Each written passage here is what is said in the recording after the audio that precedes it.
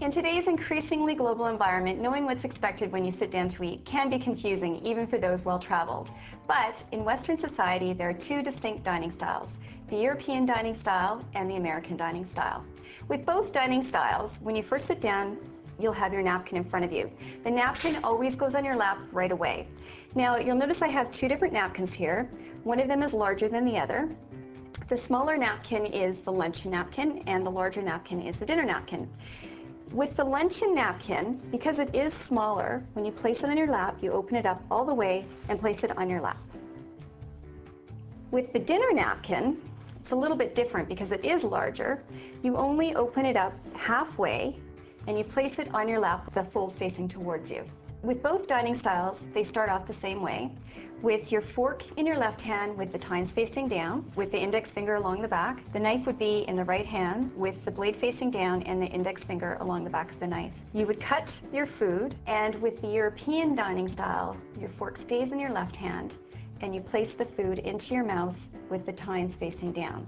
So it would go something like this. When you want to put something soft or vegetables onto your fork, the easiest way to do it is to spear your meat and then push the vegetables onto the back of the fork when eating. With the American dining style, it's a little bit different. It starts off the same way. You cut the food and then you place your knife on the upper edge of the plate, like so. You transfer the fork over to your right hand with the tines of the fork facing up.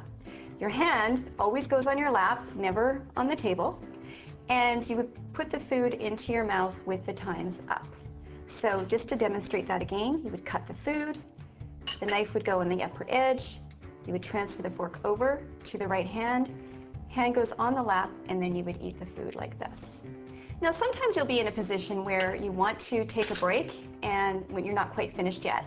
So there's a signal that tells the waitstaff that you're not quite finished eating, but you are taking a break. And that is when you put your knife and your fork at right angles on the plate, like this. The tines of the fork are facing down. The blade of the knife is always facing towards the forks.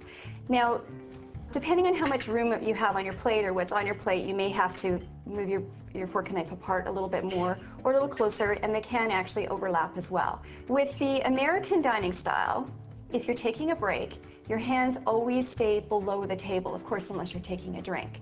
With the European dining style, your hands and wrists always stay above the table. But with both dining styles, you never put your elbows or your forearms on the table until the meal is completely finished and everything has been taken away. There's another signal that tells the server that you're completely finished your meal, and that is when you have your fork and your knife at right angles on the plate at, if you're to think of a clock, the 20 after 10 position on the clock. The fork can be placed on the plate with the tines facing up like this, or the tines facing down like this.